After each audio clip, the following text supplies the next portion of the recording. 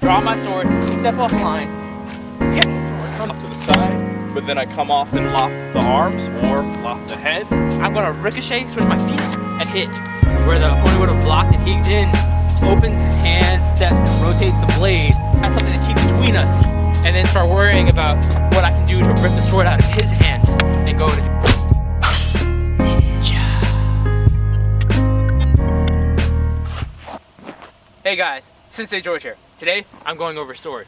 I happened to see a sword technique recently that I felt really flows with Ninpo, and I wanted to do a video on it and show its applications. Okay? So the technique is really cool. Starts off with you doing a Nuki-uchi sword draw. But as you go to do the sword draw, and you step back or forward depending on the situation, and you draw the sword and pivot it in your draw hand into Kasumi no Kamae. From here, you then step back and do Haso Kesagiri to the wrist. Saying that one more time. From here, sword draw, offline, strike into Kasumi no Kamae, step, Haso Kesagiri to the wrist. Okay? Now this technique has a lot of application behind it. Now I'm going to show you a few different avenues of what could happen when you start applying it to an opponent. So today I have with me Sir Kirk Knight of Green. He's a HEMA practitioner, and one of the things that we're going to go over is this overlap of technique that you'll also see in the historical European martial arts. So we're together. He has this sword out. He beat me to the draw. I'm in this situation where I have to deal with an opponent with my sword still in the sheath. Let's get this together first. If I'm this close and I try to do a sword draw, I'm getting skewered before I can even get my sword out, or as I'm mid-range and I'm still trying to draw my sword out, he's going to lop off my drawing hand. Okay? So Nuki-uchi kata from this distance isn't super effective. Okay? So you have to have proper distancing before you think about this. I'd have more luck of being, okay, here, and trying to do some mutodori of using the handle, and then probably taking his sword and doing some stuff, you know? But the range game is very important. So when doing this type of technique, I need to make sure I'm at proper distance over here. So we're gonna go with phase one of what could go right if I do my technique from the get-go. So he has his sword out in Seigan no Kamae. I'm getting ready to do a sword draw. Okay, so now what I'm going to do is I'm going to draw my sword, step off line, hit his sword, come down directly into preferably the throat, but if I go from distance and go into the chest or sternum, that's great as well. Just make sure to turn the blade sideways when going through the rib cages. But if I can get this posture of Kasumi and strike down, that's perfect. But I'm using that to strike his blade out the way, draw, strike, hand on it, thrust. So that's what could go right if I do it directly from the get-go at the right time, move offline, perfect thrust. Even better than that is that if he comes in with that thrust and I move offline and I'm already here and I just go directly into the throat from that posture alone. And it's almost like he thrusted and got stabbed in the throat immediately. So that's another way that things could have gone just perfectly. Now, to incorporate the second part of the technique, he could have his sword out. The tip could be a little bit higher up towards my eyes from his hip. Okay? So now I have to think about how to draw him to one way or another. So now I'm going to use the first part as a setup. I get ready to draw my sword. I come out at an angle. He goes to block it. From that block, I'm not going to add a lot of force. I'm going to ricochet, switch my feet, and then lop the lead wrist off. Yeah. So I came in, he was worried about it, I step off, I hit that lead wrist, making him drop the sword, finish from that point on. Now again, this is like a last ditch effort technique in which someone drew their sword before you already drew yours. If you can draw your sword before the guy and get him, you win. That's way better. But like in most martial arts, we want to cover the phase in which we have the advantage, the phase in which we're equal grounded, and then the phase in which I have the disadvantage to be able to train properly. So we cover what would happen if I did it and moved the sword out the way and stabbed him, if I moved off the line and stabbed him immediately, and in this situation in which he blocks my first strike and then I come in with a technique. I think it's really good to apply to our martial arts. Now just one other thing that I want to point out about this technique is the footwork. Yeah? So I'm getting ready to do another sword draw technique, and I need to draw it first, right?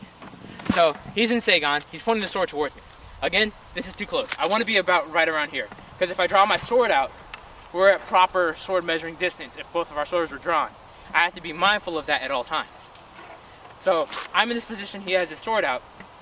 If I come from this position and I get ready to draw and I stay still and I'm trying to do this technique and he just comes forward, I'm in a losing battle. He's going to thrust me into the throat with the sword or the chest, which actually keeps me from getting further and different things like that, and he can go deeper. Yeah? So, what I want to make sure is move offline. It's very important. If I don't even draw my sword out and I'm trying to fumble and he comes to thrust and I move offline, I'm already doing better and I couldn't draw my sword out. I at least have something to keep between us and then start worrying about what I can do to rip the sword out of his hands and go to do some stuff. So that's important to keep in mind. But what I want to do is, as the sword comes, draw offline, strike, come in. Just make sure you move offline so you're not getting thrusted as you try this technique. So, this is just something that I stumbled across that I thought was really good, has a lot of application in Ninpo, and can be added to our art. Now, Kirk has some experience in historical European martial arts, and he pointed out a very cool fact about something that you can do differently with a longsword. So go ahead and swap out swords so that they can see what you're talking about. So now, some words from our guests about how to incorporate this in historical European martial arts. So hello there, my name is Sir Kirk. I got my own channel, Sir Kirk Nana Green. I'm here helping Mr. George here, over here, Sensei George. And so we were going over the variations that you would use in historical European martial arts. So there is the same strategies of, so we're here, and then I step off to the side, but then I come off and lock the arms or lock the head. But one of the variations that we can do with my art is, instead of using the outside edge, we have what's called an inside edge. So the outside is the blade that is out going this way, but the inside edge is the one that's closer to you. So we can do this and then keep on using the outside edge, but we can also rotate inside so we can get the inside edge. So this is more so for horizontal cuts, so you go for horizontal, rotate horizontal, and also, so here, and then you can go to half swording. So with us, we like to grab our swords and we like to get up close and personal and thrust into somebody. So I can go, and then I'm right here. So that's just some of the things I know, but a lot of the things that I've noticed with Ninpo, as well as just ninjutsu and those martial arts, is there's a lot of similarities between that and HEMA. There's a slight variations or a little bit different things, but overall it's the same principle, so I like learning from it, so it's fun. Good sword is good sword. Good martial arts is good martial arts. There's a lot of overlap between the warriors among many different continents. So just to point out again that thing about that Kirk was saying, for my Japanese martial artist to help you see the edges a little bit better, he's going to get into his kamae, his stance. What is the name of this stance for you? This is long point for us. And this is Seigan for us.